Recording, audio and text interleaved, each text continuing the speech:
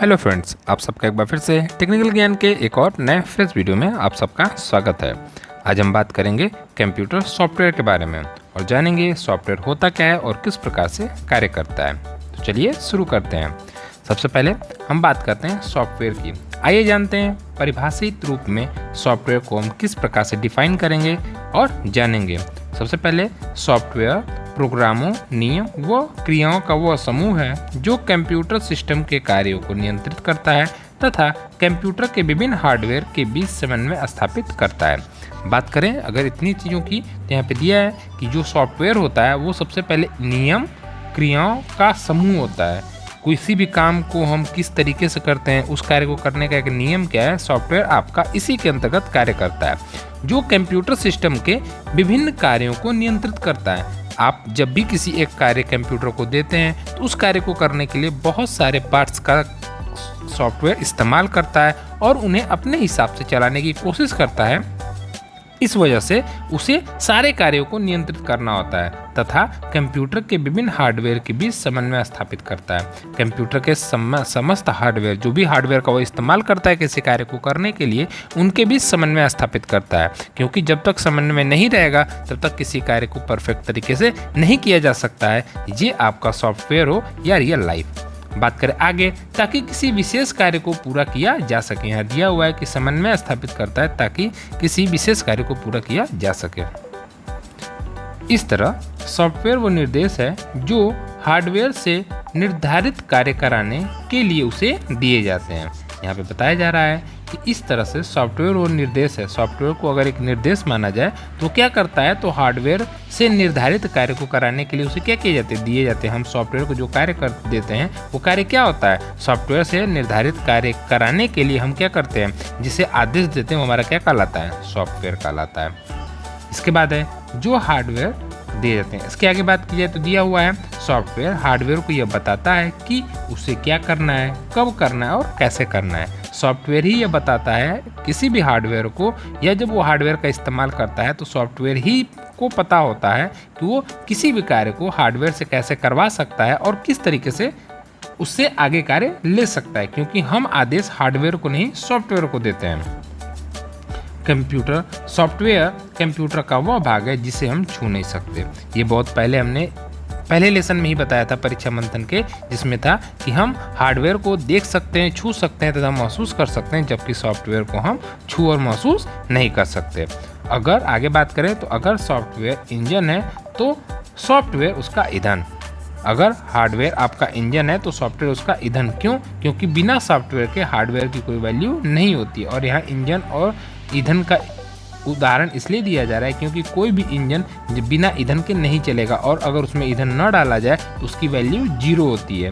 इसलिए यहाँ पे इसको ईंधन और इंजन से कंपेयर करके आपको समझाने की कोशिश की गई है। बात करें आगे तो साधारणतः प्रोग्राम, एप्लीकेशन और सॉफ्टवेयर एक ही चीज़ को इंगित करते हैं। यहाँ पे तुलनात्मक बात की जा रही है कि साधारणतः प्रोग्राम जो होते हैं वो एप्लीकेशन और सॉफ्टवेयर जो होते हैं वो एक ही चीज़ को क्या करते हैं, इंगित करते हैं और बताते हैं।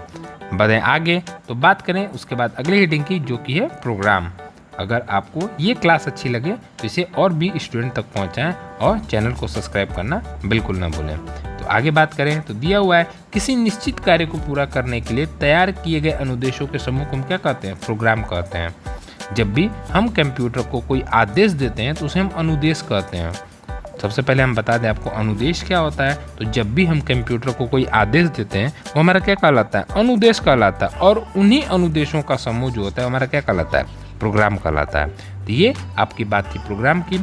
अब बात करें हम प्रोग्रामर की। प्रोग्रामर आखिर क्या होते हैं, तो यह कंप्यूटर सॉफ्टवेयर का एक विशेषज्ञ होता है जो किसी निर्धारित कार्य को पूरा करने के लिए सॉफ्टवेयर कोड या प्रोग्राम तैयार किया जाता है, उसकी जाँच करता है तथा उसकी खामियां को पहचान कर उसमें सुधार करता है। कंप्यूटर प्रोग्रामर प्रोग्राम के क्रियान्वयन के दौरान आने वाली सभी संभावनाओं पर विचार करता है। प्रोग्रामर क्या होता है, तो प्रोग्रामर जो होता है वो एक सॉफ्टवेयर का विशेषज्ञ होता है। अगर हम बात करें एक प्रोग्रामर क्या होता है, तो प्रोग्रामर सिंपल सी चीज़ है कि अगर किसी प्रोग्राम को जो चलाएगा वो क्या कहलाएगा, प्रोग्रामर कहलाएगा। और प्रोग्रामर जो होता है वो उस सॉफ्टवेयर का क्या होगा, विशेषज्ञ होगा, जो निर्धारित कार्य को पूरा करने के लिए सॉफ्टवेयर कोड या प्रोग्राम क्या करता है, तैयार करता है।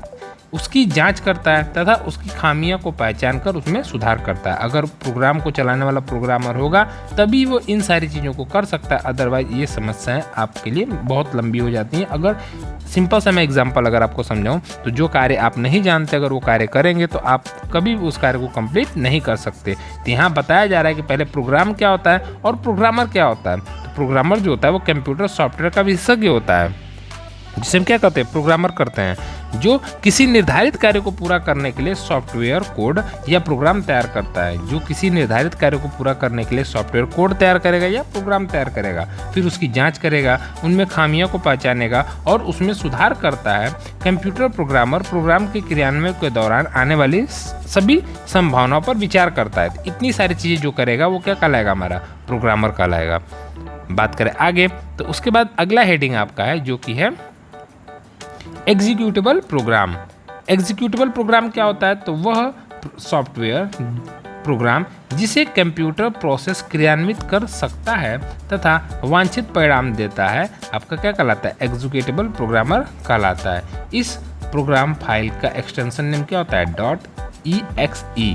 तो ये आप याद कर सकते हैं, ये बहुत ही इंपॉर्टेंट है, एंट्रेंस एग्जाम में पूछ सकता है कि एग्जीक्यूटेबल प्रोग्राम का एक्सटेंशन नेम क्या होगा, तो आपका .exe होता है। जब हार्डवेयर किसी कार्य को पूरा करने के लिए सॉफ्टवेयर प्रोग्राम के निर्देशों का अनुपालन करता है तो इसे प्रोग्राम रन या एग्जीक्यूट करना कहा जाता है। यानी जब हार्डवेयर किसी कार्य को पूरा करने के लिए सॉफ्टवेयर के प्रोग्राम को निर्देश का अनुपालन करता है, यानी जब कोई हार्डवेयर कार्य करता है तो किसके अनुसार कार्य करता है, सॉफ्टवेयर के अनुसार कार्य करता है। और जब सॉफ्टवेयर हार्डवेयर को कोई आदेश देता है और उस आदेश या निर्देश का जब कोई प्रोग्राम क्या करता है, अनुपालन करता है, तो हम कहते हैं कि प्रोग्राम क्या कर रहा है, रन कर रहा है या एग्जीक्यूट कर रहा है। उम्मीद है ये जानकारी आपको समझ में आई होगी। अगर क्लास अच्छी लगे तो आप वीडियो को लाइक और शेयर करना बिल्कुल ना भूलें। चले आगे, तो अब बात करते हैं सॉफ्टवेयर के प्रकार की। अभी तक हमने बात की सॉफ्टवेयर की, सॉफ्टवेयर किससे कैसे बनता है, उसका बाकी और भी अदर ऑप्शंस जो थे जिनके बारे में हमने आपको बताया। अब बात करते हैं हम सॉफ्टवेयर के प्रकार की। तो सॉफ्टवेयर को मुख्यतः 3 भागों में बांटा जा सकता है, जिसमें सबसे पहला आता है आपका सिस्टम सॉफ्टवेयर, दूसरा आता है आपका एप्लीकेशन सॉफ्टवेयर और तीसरा आता है आपका यूटिलिटी सॉफ्टवेयर। ये क्या होते हैं इनके बारे में आगे हम डिटेल में पढ़ेंगे, तो चलते हैं आगे और बात करते हैं इन्हीं के बारे में। सबसे पहले आता है आपका सिस्टम सॉफ्टवेयर। सिस्टम सॉफ्टवेयर क्या होता है, तो प्रोग्रामों का समूह जो कंप्यूटर सिस्टम के मूलभूत कार्यों को करने में उनके लायक बनाए रखने के लिए तैयार किए जाते हैं, सिस्टम सॉफ्टवेयर कहलाते हैं। आपको यहाँ से और यहाँ तक ही ये आपकी परिभाषा है जो आपके पूरे सिस्टम सॉफ्टवेयर को एक्सप्लेन कर देगी। इसके बाद जो सारी चीज़ें हैं वो इनके बारे में हैं। तो आइए यहीं पे हम आपको समझाते हैं कि आपका सिस्टम सॉफ्टवेयर क्या होता है। तो सबसे पहले देखिए ध्यान से, प्रोग्रामों का वो समूह जो कंप्यूटर सिस्टम के मूलभूत कार्यों को संपन्न करने तथा उन्हें कार्य के लायक बनाए रखने के लिए तैयार किए जाते हैं, सिस्टम सॉफ्टवेयर कहलाते हैं। तो सिस्टम सॉफ्टवेयर वो होते हैं, सबसे पहली चीज़ सॉफ्टवेयर आपका बनता कैसे है, तो प्रोग्रामों के समूह से बनता है। इसलिए आप इसको अधिकतर देखेंगे कि कई जगह पे सॉफ्टवेयर की जगह पे क्या इस्तेमाल कर दिया जाता है, प्रोग्रामों का समूह। आप समझ जाइएगा प्रोग्रामों का समूह ही क्या बनता है, आपका सॉफ्टवेयर होता है। तो प्रोग्रामों का समूह जो कंप्यूटर सिस्टम के मूलभूत कार्य को, सिस्टम सॉफ्टवेयर का मतलब जो आपके सिस्टम में पहले से उपस्थित होता है, और आपके सिस्टम में जो सॉफ्टवेयर पहले से ही उपस्थित होते हैं वो सारे आपके सिस्टम के मूलभूत कार्यों को संपन्न कराने के लिए बनाए गए होते हैं। तो इस हिसाब से दिया है यहाँ पे कि प्रोग्रामों का वो समूह जो कंप्यूटर सिस्टम के मूलभूत कार्यों को संपन्न कराने तथा उन्हें कार्य के लायक बनाए रखने के लिए तैयार किए जाते हैं, वो आपके क्या कहलाते हैं, सिस्टम सॉफ्टवेयर कहलाते हैं। उम्मीद है ये जानकारी आपको समझ में आ गई होगी। इसको आप परिभाषा के तौर पर भी इसका इस्तेमाल कर सकते हैं। बात करें आगे, तो यह कंप्यूटर तथा उपयोगकर्ता के मध्यस्थ का कार्य करता है। यहाँ पे देखिए अब इसके बारे में डिटेल में आपको बताया जा रहा है। यहाँ पे दिया हुआ है कि यह कंप्यूटर तथा उपयोगकर्ता के बीच मध्यस्थ का कार्य करता है। क्यों, हम आपको ये भी बता दें, तो आपका यूजर और हार्डवेयर के बीच जो होता है वो आपका सिस्टम सॉफ्टवेयर होता है, क्योंकि बिना सिस्टम सॉफ्टवेयर का इसका हार्डवेयर का इस्तेमाल नहीं कर सकते, और हार्डवेयर का इस्तेमाल कैसे करना है ये सिर्फ सॉफ्टवेयर जानता है। यूज़र सिर्फ सॉफ्टवेयर को कार्य देता है, और कार्य को कैसे एग्जीक्यूट करना है, किस तरीके से करना है, या किन किन हार्डवेयरों का इस्तेमाल करना है वो सिर्फ आपका सॉफ्टवेयर ही जानता है। तो यहाँ पे सॉफ्टवेयर जो है वो आपके और हार्डवेयर के बीच क्या करता है, कंप्यूटर के बीच मध्यस्थ का कार्य करता है। जैसे यहाँ देखिए दिए, कंप्यूटर और उपयोगकर्ता के बीच क्या करता है, मध्यस्थ का कार्य करता है। सिस्टम सॉफ्टवेयर के बिना कंप्यूटर एक बेजान मशीन भर ही रह जाता है। देखिए हमने बताया, अभी आपको बताया कि सिस्टम सॉफ्टवेयर के बिना कंप्यूटर एक बेजान मशीन भर ही रह जाएगा। अगर सिस्टम सॉफ्टवेयर आपके सिस्टम में नहीं है, अगर आपके घर पे लैपटॉप है और उसमें कोई सॉफ्टवेयर नहीं है, या आपके घर पे अगर कोई मोबाइल फ़ोन है उसमें कोई सॉफ्टवेयर अगर नहीं है जो आपके कंप्यूटर को या मोबाइल फ़ोन को ऑन करता हो और बेसिक कार्यों को संपन्न करता हो, तो आप उसे इस्तेमाल नहीं कर सकते। वो सिर्फ एक मशीन भर ही रह जाता है। सिस्टम सॉफ्टवेयर एक तरफ तो कंप्यूटर हार्डवेयर से जुड़ा होता है, वहीं दूसरी तरफ एप्लीकेशन सॉफ्टवेयर से सिस्टम सॉफ्टवेयर एप्लीकेशन सॉफ्टवेयर के लिए पृष्ठभूमि भी तैयार करता है। यहाँ पे भी बताया जा रहा है कि सिस्टम सॉफ्टवेयर एक तरफ कंप्यूटर हार्डवेयर से जुड़ा रहता है, तो दूसरी तरफ एप्लीकेशन सॉफ्टवेयर से सिस्टम सॉफ्टवेयर एप्लीकेशन सॉफ्टवेयर के लिए पृष्ठभूमि भी तैयार करता है। यहाँ पे सिस्टम सॉफ्टवेयर को ही ये सारी अपॉर्चुनिटी मिली होती है कि वो किस तरीके से किसी भी सॉफ्टवेयर का या हार्डवेयर का इस्तेमाल करेगा। अगर आपके सिस्टम में कोई एप्लीकेशन सॉफ्टवेयर ऐड भी किए जाते हैं तो वो सिस्टम सॉफ्टवेयर से ही जुड़कर कार्य करेंगे। क्यों? क्योंकि उन्हें चलने के लिए उनकी पृष्ठभूमि जो है कौन तैयार करता है, सिस्टम सॉफ्टवेयर ही तैयार करता है। अगर सिस्टम सॉफ्टवेयर उसे रहने के लिए, एक सिंपल सी चीज़ है, अगर आप कहीं जाते हैं काम करने के लिए और काम करने के लिए आपको जगह न मिले तो आप कार्य कर पाएंगे, कभी नहीं कर पाएंगे। इसलिए आप वहाँ जहाँ कार्य कर रहे हैं वहाँ के जो लोकल होते हैं, जो वहाँ पहले से ही रहते हैं, उनसे मिलकर क्या करते हैं, अपने कार्य को संपन्न करते हैं। ठीक उसी तरीके से कंप्यूटर में कोई भी एप्लीकेशन सॉफ्टवेयर जब ऐड किए जाते हैं तो वो सिस्टम सॉफ्टवेयर से ही जुड़ के कार्य करते हैं। क्यों? क्योंकि सिस्टम सॉफ्टवेयर ही क्या करता है, एप्लीकेशन सॉफ्टवेयर के लिए पृष्ठभूमि तैयार करता है, यानी उसे जगह देता है। कोई भी एप्लीकेशन सॉफ्टवेयर सिस्टम सॉफ्टवेयर को ध्यान में रखकर ही क्या किए जाते हैं, तैयार किए जाते हैं। ये भी बहुत इंपॉर्टेंट चीज़ है। कोई भी आपका एप्लीकेशन सॉफ्टवेयर होगा वो आपके सिस्टम सॉफ्टवेयर को ध्यान में रखकर ही तैयार किया जाएगा। आप जितना डेवलप होंगे आपके सॉफ्टवेयर एप्लीकेशन सॉफ्टवेयर उतने ही ज़्यादा डेवलप होंगे, और आपका सिस्टम जितना ही कमज़ोर होगा आपके का सॉफ्टवेयर जो होगा वो उतना ही कमज़ोर माना जाएगा। आप इस चीज़ को अक्सर देखे होंगे कि अगर आप काफ़ी टाइम से सिस्टम यूज़ कर रहे हैं, जिसने विंडोज 7 यूज़ किया होगा उनके लिए परफेक्ट माइक्रोसॉफ्ट ऑफिस का 2007 था। जिन्होंने 8 इस्तेमाल किया उनके लिए 2010 था। जिन्होंने 13 इस्तेमाल किया उनके लिए 8.1 था। और आज के समय में जो लोग विंडोज़ 10 इस्तेमाल करते हैं उनके लिए माइक्रोसॉफ्ट ऑफिस 2016 परफेक्ट है। यानी वो जो सॉफ्टवेयर हैं वो आपके सिस्टम सॉफ्टवेयर के अकॉर्डिंग ही बनाए गए हैं। अब मैं ऐसा नहीं कर रहा हूँ, या ऐसा कहीं नहीं लिखा हुआ है कि आप 2016 को विंडोज 7 में आप नहीं इस्तेमाल कर सकते, बिल्कुल इस्तेमाल कर सकते हैं, लेकिन वो उस तरीके से कार्य नहीं कर पाएगा जिस तरीके से वो विंडोज 10 में कार्य करेगा। यानी वो उस फ्रीडम से, उस स्फूर्ति से कार्य जिस तरह वो विंडोज 10 में कर सकता है उस तरीके से विंडोज 7 में शायद न कर पाए। तो ये सारी चीज़ें आपको ध्यान में रखनी चाहिए। ये सारी जानकारी अगर आपके पास है तो आप भविष्य में कभी अगर सिस्टम परचेज करते हैं या किसी सॉफ्टवेयर के बारे में पढ़ते हैं तो आपको ये जानकारी बहुत ही काम आने वाली है। तो इन सारी चीज़ों को आप अच्छे से समझिएगा। एक बार पुनः कुछ इसके महत्वपूर्ण चीज़ें हैं जो मैं आपको एक बार पुनः बताना चाहूँगा, जिसमें ये कि यहाँ पे देखिए सबसे पहले दिया प्रोग्रामों का समूह। जहाँ कहीं भी लिखा हो प्रोग्रामों का समूह, इसका मतलब स्पष्ट है कि वो बात सॉफ्टवेयर की कर रहा है। दूसरी चीज़, सिस्टम सॉफ्टवेयर हमेशा आपके कंप्यूटर के मूलभूत कार्यों के लिए बनाए गए होते हैं। उसमें कोई एक्स्ट्रा ऐसी कोई चीज़ नहीं होती है जो एप्लीकेशन सॉफ्टवेयर का कार्य करे।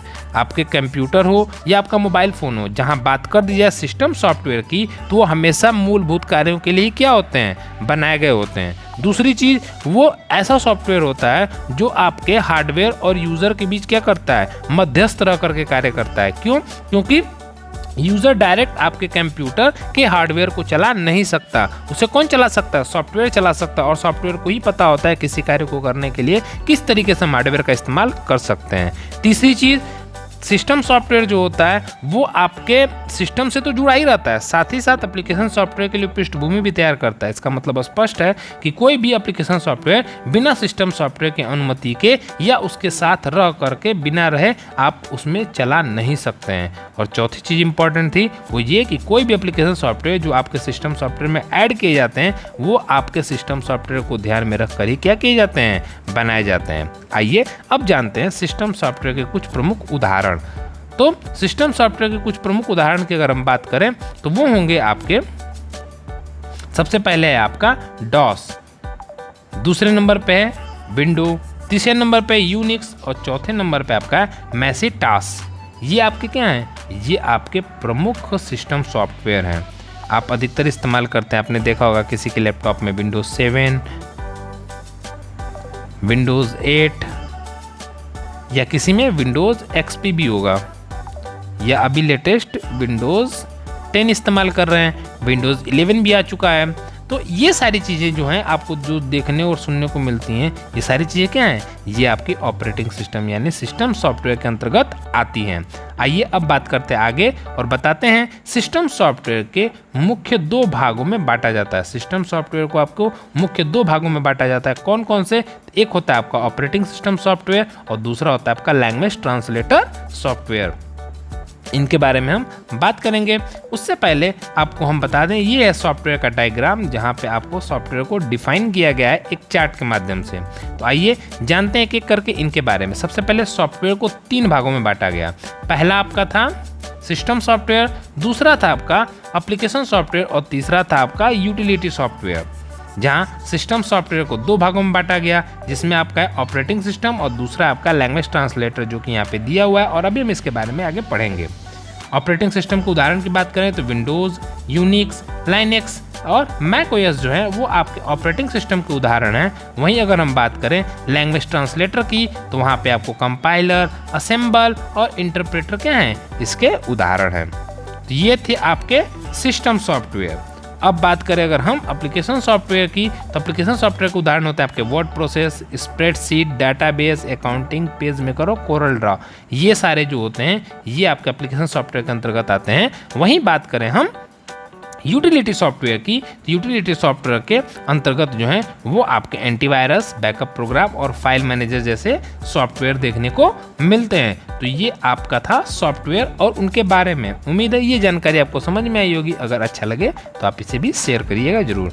आगे बढ़ें तो बात करें ऑपरेटिंग सिस्टम के बारे में। ऑपरेटिंग सिस्टम होता क्या है? तो ऑपरेटिंग सिस्टम जो है वो आपका सिस्टम प्रोग्रामों का वो समूह है जो कंप्यूटर सिस्टम और उसके विभिन्न संसाधनों के कार्य को नियंत्रित करता है तथा हार्डवेयर, एप्लीकेशन सॉफ्टवेयर तथा उपयोगकर्ता के बीच संबंध स्थापित करता है। यह विभिन्न एप्लीकेशन प्रोग्राम के बीच समन्वय भी स्थापित करता है। ऑपरेटिंग सिस्टम के बिना हार्डवेयर किसी भी एप्लीकेशन प्रोग्राम को क्रियान्वित नहीं कर सकता। अधिकांश ऑपरेटिंग सिस्टम के साथ कुछ एप्लीकेशन सॉफ्टवेयर जैसे वीडियो प्लेयर, वेब ब्राउज़र और कैलकुलेटर आदि पहले से ही बने होते हैं। ये पूरा ऑपरेटिंग सिस्टम है। एक एक करके इनके बारे में हम आपको बताएं तो यहाँ पे देखिए सबसे पहले दिया हुआ है कि ऑपरेटिंग सिस्टम जो है वो सिस्टम प्रोग्रामों का वो समूह है जो कंप्यूटर सिस्टम तथा उसके विभिन्न संसाधनों के कार्य को नियंत्रित करता है। पहली चीज़ यहाँ पे बताया जा रहा है कि आपका ऑपरेटिंग सिस्टम जो है वो आपके कंप्यूटर सिस्टम के विभिन्न संसाधनों को, जितने संसाधन आपके सिस्टम में दिए होते हैं उनको पहले उनके कार्यों को नियंत्रित करता है तथा हार्डवेयर, एप्लीकेशन सॉफ्टवेयर तथा उपयोगकर्ता के बीच संबंध बनाता है, संबंध स्थापित करता है। यानी अगर आपके सिस्टम, आप कंप्यूटर में ऑपरेटिंग सिस्टम है तो क्या करता है, हार्डवेयर, एप्लीकेशन सॉफ्टवेयर तथा उपयोगकर्ता के बीच संबंध स्थापित करता है। क्योंकि बिना ऑपरेटिंग सिस्टम के, आगे आपने भी अभी मैंने बताया कि बिना ऑपरेटिंग सिस्टम के आपका हार्डवेयर एक बेजान मशीन हो जाएगा, उसका आप इस्तेमाल नहीं कर पाएंगे। तो सबसे पहले ऑपरेटिंग सिस्टम आपके हार्डवेयर को चलाता है और उसी सिस्टम में आपका एप्लीकेशन सॉफ्टवेयर देखने को मिलते हैं और उपयोगकर्ता क्या करता है, उनका इस्तेमाल करता है। तो आपका ऑपरेटिंग सिस्टम क्या करता है, उनके बीच संबंध स्थापित करता है। आगे बात करें, यह विभिन्न एप्लीकेशन प्रोग्राम के बीच भी समन्वय स्थापित करता है। विभिन्न एप्लीकेशन प्रोग्राम के बीच यानी अगर आप कई ऐसे एप्लीकेशन होते हैं जो लगभग कार्य करने में एक ही जैसे होते हैं या कार्य करने के दौरान उनकी आवश्यकता पड़ती है, तो ये क्या करता है, ऑपरेटिंग सिस्टम उनके बीच भी समन्वय स्थापित करता है। ऑपरेटिंग सिस्टम के बिना हार्डवेयर किसी भी एप्लीकेशन प्रोग्राम को क्रियान्वयन नहीं कर सकता। अगर ऑपरेटिंग सिस्टम नहीं है तो आपका सिस्टम एक बेजान मशीन है और जब तक वो चलेगा नहीं तब तक आपके एप्लीकेशन सॉफ्टवेयर की कोई वैल्यू नहीं होती है। अधिकांश ऑपरेटिंग सिस्टम में कुछ एप्लीकेशन पहले से ही दिए होते हैं जैसे वीडियो प्लेयर, वेब ब्राउज़र और कैलकुलेटर। ये जो होते हैं आपके सिस्टम में क्या होते हैं, पहले से ही एप्लीकेशन, ये एक एप्लीकेशन सॉफ्टवेयर है, वीडियो प्लेयर, वेब ब्राउज़र और कैलकुलेटर एप्लीकेशन सॉफ्टवेयर है और ये आपके ऑपरेटिंग सिस्टम के साथ ही क्या होते हैं, पहले से ही सिस्टम में जुड़े रहते हैं। उम्मीद है ये जानकारी आपको समझ में आई होगी। आइए चलते हैं आगे और बात करते हैं ऑपरेटिंग सिस्टम के कुछ प्रमुख कार्य के बारे में। तो पहले नंबर पे आता है कि कंप्यूटर को चालू किए जाने पे सॉफ्टवेयर को द्वितीयक मेमोरी से लेकर प्राथमिक मेमोरी में डालना तथा कुछ मूलभूत क्रियाएं स्वतः प्रारंभ करना, ये ऑपरेटिंग सिस्टम का कार्य होता है। ऑपरेटिंग सिस्टम के प्रमुख कार्य में पहला कार्य होता है कि जब भी हम कंप्यूटर को स्टार्ट करते हैं तो आपने देखा होगा जिसके दौरान वो क्या करता है, स्टार्ट होने के दौरान आपके कंप्यूटर के सारे हार्डवेयर की जांच की जाती है, उसमें इस्तेमाल किए गए सॉफ्टवेयर की जांच की जाती है। तो ये सारे कार्य किसके होते हैं, आपके ऑपरेटिंग सिस्टम सॉफ्टवेयर के होते हैं। इसके बाद बात करें दूसरे पॉइंट की, जो कि है हार्डवेयर और उपयोगकर्ता के बीच संबंध स्थापित करना। अगर ऑपरेटिंग सिस्टम नहीं है तो कोई भी उपयोगकर्ता कंप्यूटर हार्डवेयर का इस्तेमाल नहीं कर पाएगा और कंप्यूटर हार्डवेयर किसी भी प्रकार से कार्य में नहीं लाया जा सकता है। इसके बाद बात करें तीसरे हेडिंग की, जो कि है हार्डवेयर संसाधनों का नियंत्रण तथा बेहतर उपयोग सुनिश्चित करना। हार्डवेयर संसाधनों का नियंत्रण करना, जो आपके हार्डवेयर संसाधन होते हैं सिस्टम में उनको नियंत्रित करना और बेहतर उपयोग सुनिश्चित करना। किस तरीके से आप उनका बेहतर इस्तेमाल कर सकते हैं, ये कौन डिसाइड करता है, ये आपका ऑपरेटिंग सिस्टम डिसाइड करता है। बात करें चौथी हेडिंग की, जो कि एप्लीकेशन सॉफ्टवेयर के क्रियान्वयन के लिए पृष्ठभूमि तैयार करना। एप्लीकेशन सॉफ्टवेयर के क्रियान्वयन के लिए क्या करना, पृष्ठभूमि तैयार करना। अगर एक एप्लीकेशन सॉफ्टवेयर आपके सिस्टम में ऐड किया जाता है तो उसके लिए पृष्ठभूमि या यूं कहें सीधी सीधी भाषा में उनको चलने के लिए जगह जो होता है वो कौन देता है, आपका ऑपरेटिंग सिस्टम ही देता है या तैयार करता है। बात करें आगे, मेमोरी और फाइल प्रबंध करना तथा मेमोरी और स्टोरेज डिस्क के बीच डाटा का स्थानांतरण या आदान प्रदान करना। यानी ऑपरेटिंग सिस्टम का एक और कार्य होता है जो क्या करता है, मेमोरी और फाइल प्रबंध करना।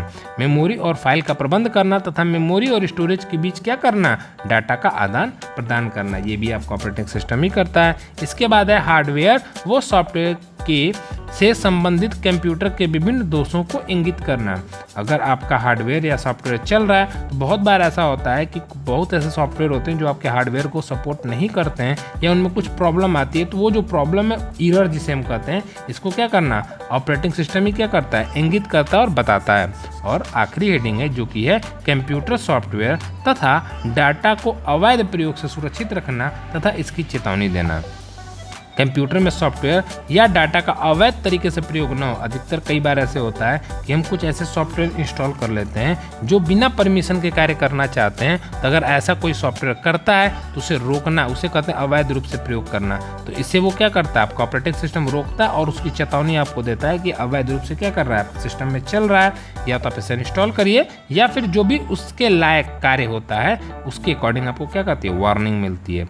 बात करें आगे कुछ प्रमुख ऑपरेटिंग सिस्टम को उदाहरण की, तो पहला होता है आपका माइक्रोसॉफ्ट डॉस, जिसे हम MS DOS के नाम से जानते हैं। दूसरा होता है आपका एप्पल का मैक OS, माइक्रोसॉफ्ट का होता है आपका MS DOS और एप्पल का क्या, मैक OS। उसके बाद माइक्रोसॉफ्ट विंडोज, जिसमें विंडोज 95, 98, 2000, ME, XP और आगे चले विंडोज विस्टा, विंडोज 7 तथा विंडोज 10। अभी आपका लेटेस्ट विंडोज 11 भी आ चुका है, वो कुछ सिस्टम में देखने को मिलेगा। इसके बाद बात करें यूनिक्स, लाइनक्स और आगे गूगल क्रोम OS और आपके एंड्रॉयड फ़ोन के लिए एंड्रॉयड OS। ये क्या है, आपके कुछ प्रमुख उदाहरण है। आपके मोबाइल फ़ोन में जो ऑपरेटिंग सिस्टम यूज होता है वो क्या कहलाता है, आपका एंड्रॉयड OS कहलाता है। चलें आगे, तो बात करें आज के रोचक तथ्य की। रोचक तथ्य क्या है, लिनक्स विंडोज़ के समान एक शक्तिशाली ऑपरेटिंग सिस्टम है जो मुफ्त में उपलब्ध है, जबकि विंडोज़ के लिए शुल्क चुकाना पड़ता है। इसके बावजूद लिनक्स का प्रचलन क्या है, सीमित है। आपको बता दें, आप जो विंडोज़ इस्तेमाल करते हैं उसके लिए आपको क्या करना होता है, शुल्क देना होता है, जिसे खरीदने के लिए। यहाँ पे आप माइक्रोसॉफ्ट अगर विंडोज़ 10 अगर आप यूज़ करना चाहते हैं ओरिजिनल, तो आपको क्या करना होगा, इसके लिए शुल्क देना होगा। जबकि लिनक्स क्या है, आपका एक फ्री ऑपरेटिंग सिस्टम है, लेकिन इसके बावजूद भी आपका लिनक्स का प्रचलन क्या है, सीमित है।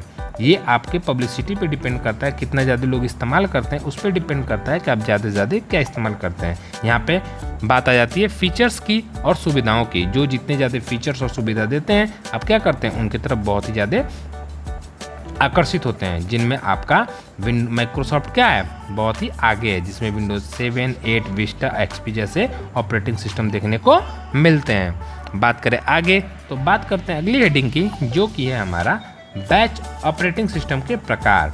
आइए अब बात करते हैं टाइप्स ऑफ ऑपरेटिंग सिस्टम, जिसमें पहला आता है आपका batch operating system. Batch operating system क्या होता है, तो इसमें एक ही प्रकृति के कार्य को एक बैच के रूप में संगठित कर समूह में क्रियान्वित किया जा सकता है। बैच ऑपरेटिंग सिस्टम जो होता है वो एक ही तरीके से कार्य करने वाले सारे सॉफ्टवेयर को एक समूह में संगठित करके एक ही साथ क्या करता है, आपका क्रियान्वित करता है। इसके लिए बैच मॉनिटर सॉफ्टवेयर का इस्तेमाल किया जाता है। इसके लिए जिस सॉफ्टवेयर का हम इस्तेमाल करते हैं उस सॉफ्टवेयर को हम क्या कहते हैं, बैच मॉनिटर सॉफ्टवेयर।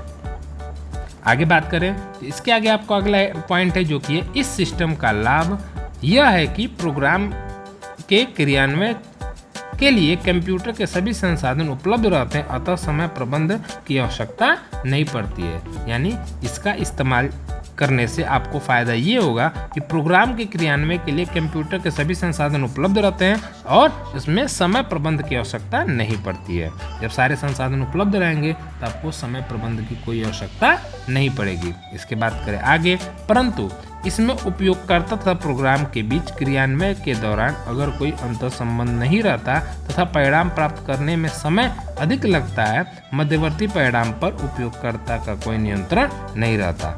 परंतु इतनी सारी चीज़ें होने के बाद भी इसमें दिया है कि इसमें उपयोगकर्ता तथा प्रोग्राम के बीच क्रियान्वयन के दौरान कोई अंतर संबंध नहीं रहता। यानी जब वो कार्य करते हैं तो उसमें कोई भी अंतर संबंध प्रोग्रामर, उपयोगकर्ता और प्रोग्राम के बीच नहीं रहता है तथा प्रोग्राम प्राप्त करने में अधिक समय भी लगता है और मध्यवर्ती परिणामों पर उपयोगकर्ता का कोई नियंत्रण नहीं रहता। तो ये इसके क्या है, दोष के रूप में आप इसे देख सकते हैं।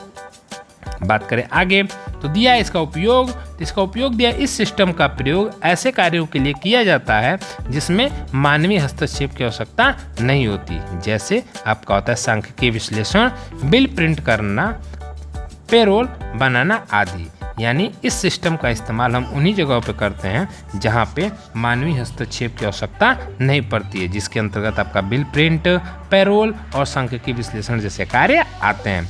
इन सारी चीज़ों को याद रखिएगा आप। बात करें अपने दूसरे हेडिंग की जो कि है मल्टी प्रोग्रामिंग ऑपरेटिंग सिस्टम। आइए जानते हैं मल्टी प्रोग्रामिंग ऑपरेटिंग सिस्टम क्या होते हैं। तो है इस प्रकार के ऑपरेटिंग सिस्टम में एक साथ कई कार्यों को संपादित किया जा सकता है। उदाहरण के लिए किसी एक प्रोग्राम के क्रियान्वयन के बाद जब उसका प्रिंट लिया जा रहा होता है तो प्रोसेसर खाली बैठने के स्थान पर दूसरे प्रोग्राम के क्रियान्वयन को आरंभ कर देता है जिसमें प्रिंटर की आवश्यकता नहीं होती है। तो यहाँ बताया जा रहा है मल्टी प्रोसेसिंग ऑपरेटिंग सिस्टम क्या होता है। तो इस प्रकार के ऑपरेटिंग सिस्टम जो होते हैं वो एक साथ कई कार्य कर सकते हैं। उदाहरण के लिए बता रहा है कि जब आप किसी प्रोग्राम के क्रियान्वयन को कंप्लीट कर लेते हैं और कंप्लीट करने के बाद मान लीजिए आप उसे प्रिंट कर रहे हैं, तो प्रिंट करने में प्रोसेसर की आवश्यकता नहीं होती है। तो जब प्रोसेसर खाली होता है तो क्या करता है, आपका अगले कार्य को क्रियान्वयन आरंभ कर देता है जिसमें प्रिंटर की आवश्यकता नहीं होती। यानी प्रिंटर अपना कार्य कर रहा है, उसमें दूसरे कार्य में जिसमें प्रिंटर की आवश्यकता नहीं है उसमें क्या करता है, प्रोसेसर अपना क्रियान्वयन स्टार्ट कर देता है, अपने कार्य को प्रारंभ कर देता है। इससे क्रियान्वयन में लगने वाला कुल समय कम हो जाता है। यानी मान लीजिए अगर आप किसी कार्य को कंप्लीट करते हैं, फिर जब वो कंप्लीट होता है फिर दोबारा किसी कार्य को स्टार्ट करते हैं, तो आपका जो कुल समय होगा, और आप इस तरीके से कार्य करें कि जब आप एक कार्य कर रहे हैं, कार्य करने के दौरान मशीन अपना कार्य कर रही है और वहाँ पे आपका उस मशीन का दोबारा कार्य नहीं है, तब क्या करेंगे, अगले कार्य को करना शुरू कर देंगे। तो वो जो खाली समय बचेगा आपका, वो क्या करेगा, ओवरऑल पूरे कार्य में क्या करेगा, आपका कम लगेगा।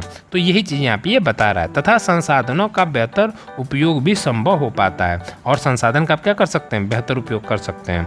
मल्टी प्रोग्रामिंग ऑपरेटिंग सिस्टम में प्रोसेसर कई प्रोग्रामों को एक साथ क्रियान्वित नहीं करता, बल्कि एक समय पे एक ही निर्देश को संपादित करता है। एक निर्देश संपादित होने के बाद ही मेन मेमोरी में दूसरे कार्य को निर्देश संपादित किया जाता है। यहाँ पे भी है कि मल्टी प्रोग्रामिंग ऑपरेटिंग सिस्टम जो है वो एक साथ कई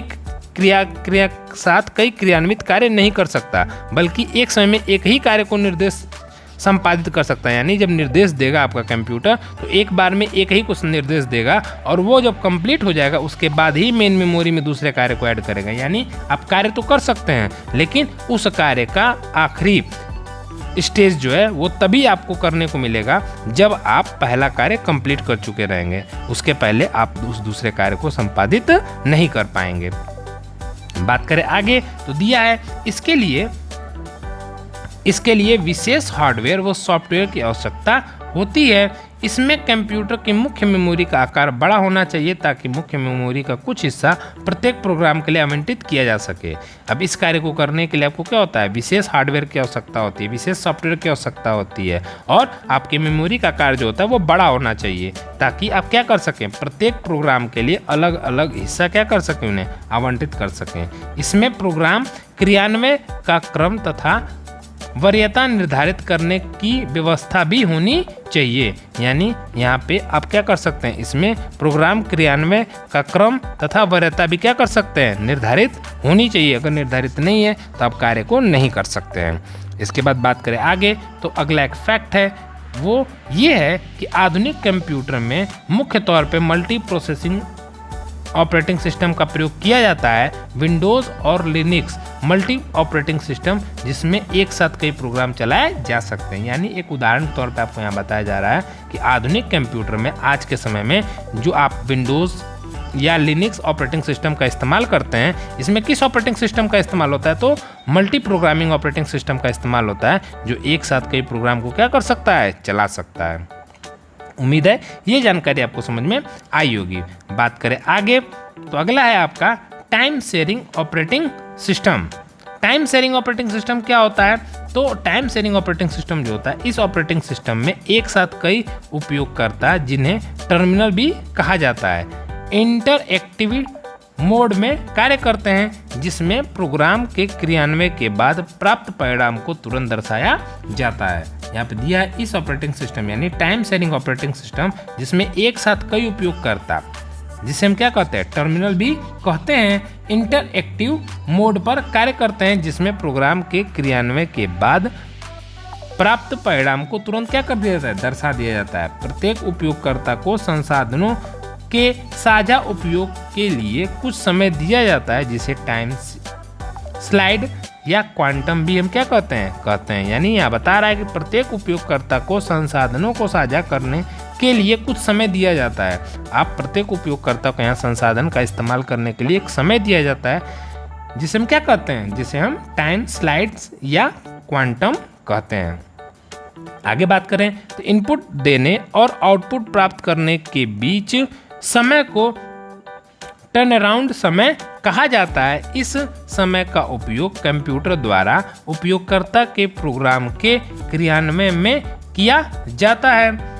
इस ऑपरेटिंग सिस्टम में मेमोरी का सही प्रबंध आवश्यक होता है क्योंकि कई प्रोग्राम एक साथ मुख्य मेमोरी में उपस्थित होते हैं। इस व्यवस्था में पूरे प्रोग्रामों को मुख्य मेमोरी में न रखकर प्रोग्राम क्रियान्वयन के लिए आवश्यक हिस्सा ही मुख्य मेमोरी में लाया जाता है। इस प्रक्रिया को स्वैपिंग कहते हैं। ये थी आज की क्लास। उम्मीद है यहाँ तक आपको जानकारी समझ में आई होगी। अगर आपका कोई सवाल हो तो लाइव चैट के दौरान जरूर पूछें। पूरी कोशिश की जाएगी कि अगले वीडियो में आपके उस सवाल का जवाब दिया जाए। मिलते हैं अगले वीडियो में आगे इसकी और भी अधिक जानकारी के साथ। तब तक के लिए आप सभी का बहुत बहुत धन्यवाद। घर पे रहें, सुरक्षित रहें।